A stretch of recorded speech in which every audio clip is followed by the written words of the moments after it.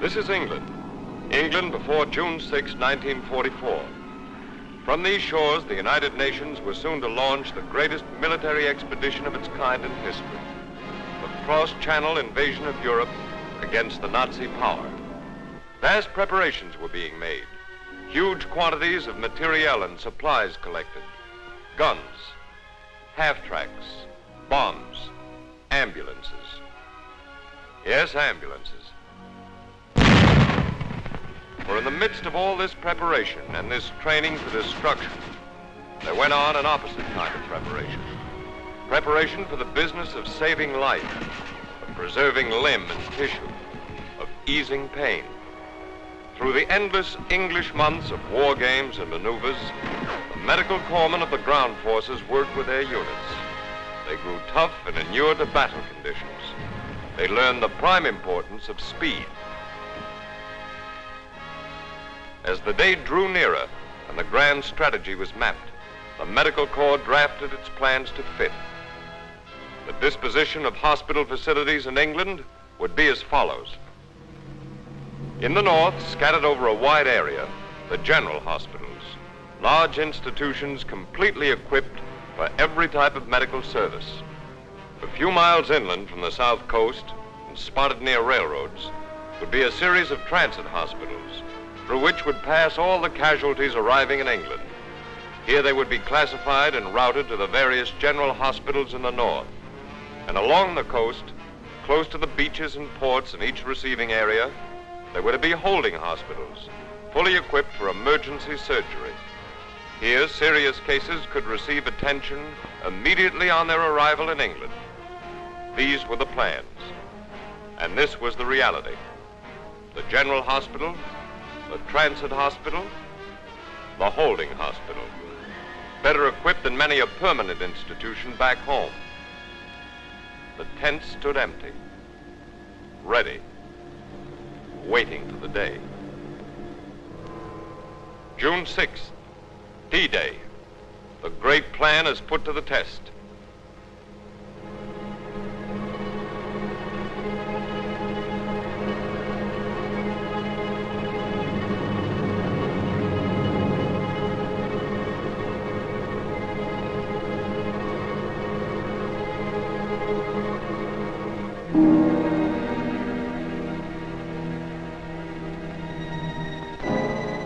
The enemy lies in wait, as determined to stop us as we are to land.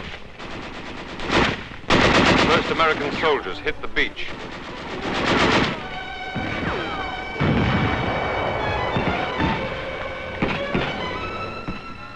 The medics have moved in with them and their work begins. Aid stations are established on the spot, and an astounding record starts piling up. The checkup later reveals that 80 to 90% of the wounded received medical care within 10 minutes of being hit. Immediately, the business of evacuation begins. Worst wounds get first priority. Right back they go to the boats that landed them but a short time before. This is part of the plan. Where the LSTs are unable to come in close enough, the smaller craft are used to get the wounded to them.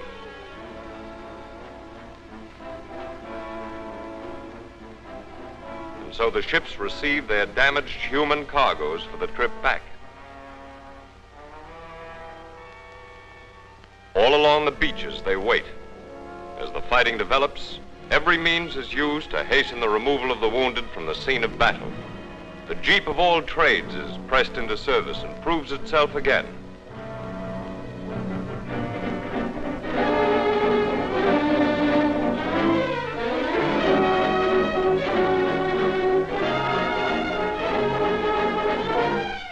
And a duck sets out with its load of wounded.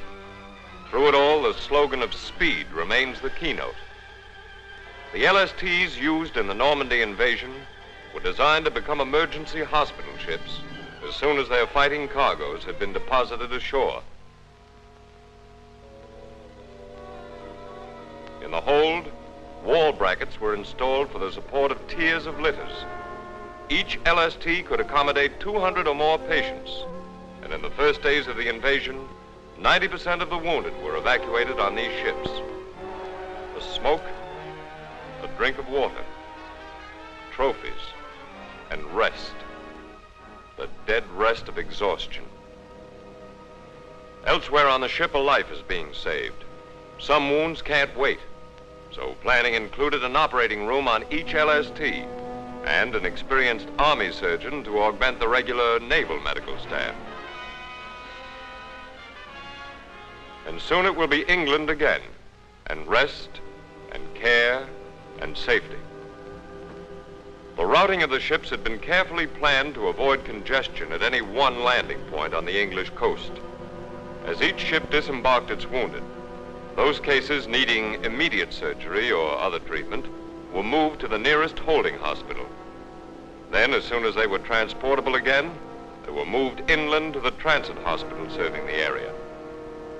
All other cases, and these were in the great majority, were moved directly from the landing point to the transit hospital, and from there were routed by special train to the north.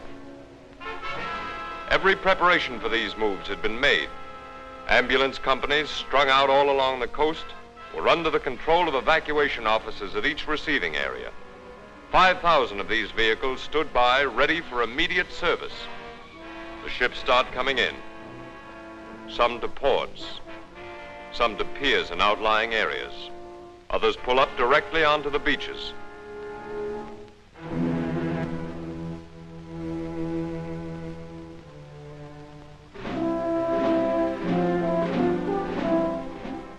No time is lost in moving out the wounded. Specially trained sanitary companies take over the litter jobs and the business of unloading begins. Evacuation officers supervise. The disposition of each litter case has been decided.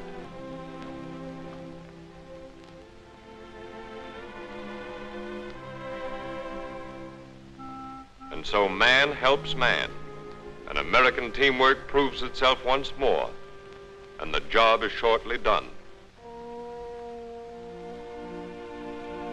The emergency cases move out first.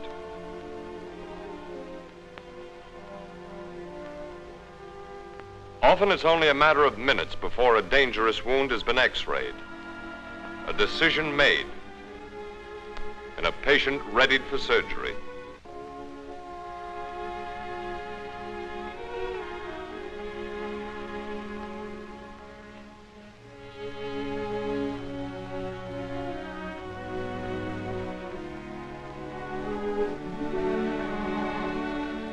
As soon after the operation as it's safe for him to travel, he's moved out and sent off to the transit hospital.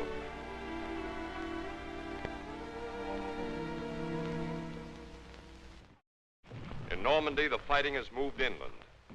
In the last war, when a soldier was wounded, he just had to watch and wait until an aid man found him. Now the order is reversed. The aid man does the watching and waiting, and is at the side of the casualty as soon as he becomes one.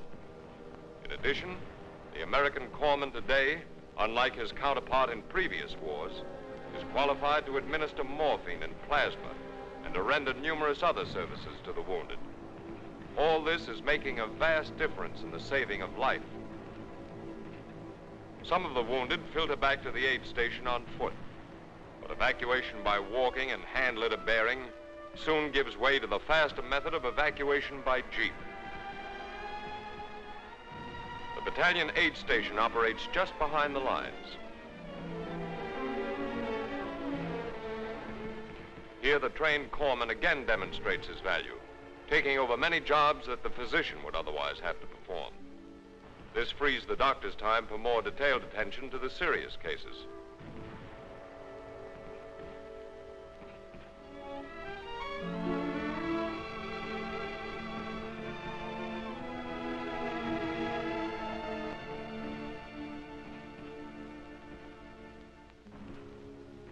Next, the wounded are brought to a collecting station a mile or so farther back. There are facilities here for further emergency treatment if needed.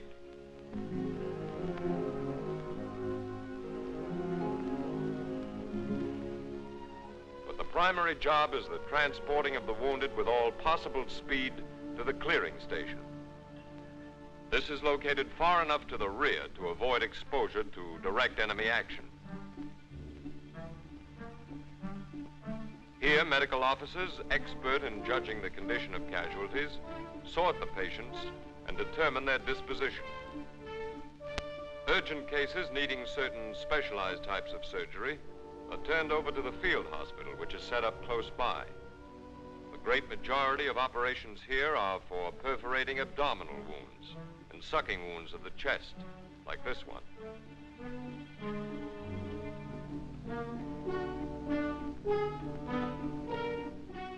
Whole blood flown in from England consolidates the gains that have been made by life-saving plasma at the front.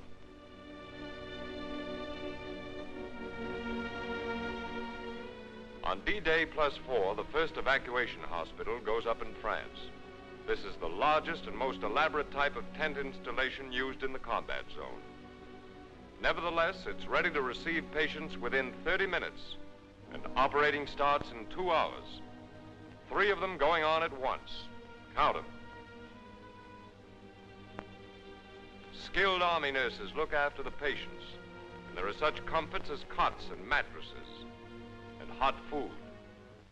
Many of the less seriously wounded will make complete recoveries here and report to replacement depots in a matter of days. But cases requiring prolonged periods of convalescence are sent back to England. Plane evacuation, expected to begin about D-Day +7, has actually begun on D-Day +3. Within a fortnight, we're flying out more than 1,000 wounded a day, and sea evacuation has been almost entirely supplanted.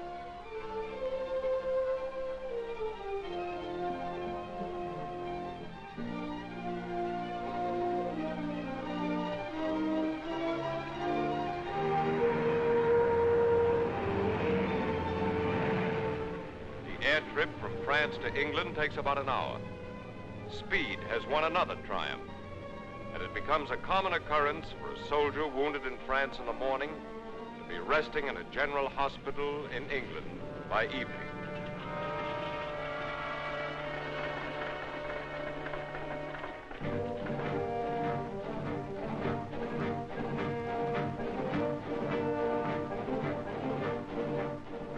From the landing field, the patients are shuttled to the transit hospital.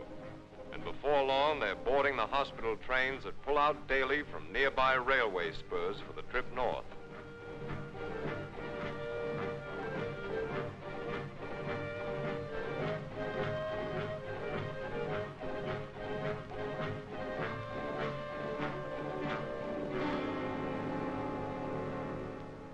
And the last leg of the journey begins.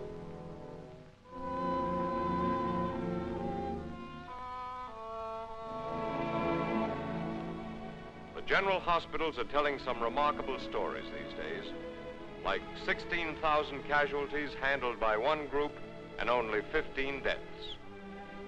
What is making such records possible, of course, is the fine condition in which patients are arriving, due to the splendid work of units all along the line. In the first 2 months of the invasion, some 76,000 wounded were handled by the medical department. In World War I, 8% of these men would not have survived. Today, less than 3% are being lost. And many who would have been invalided for life will be totally healed. So the careful planning of months bears fruit. And men who knew the battlefield but a few short hours back, knew the pain, the suffering, now know the care, the comfort, and the hope that the best in modern medicine can bring.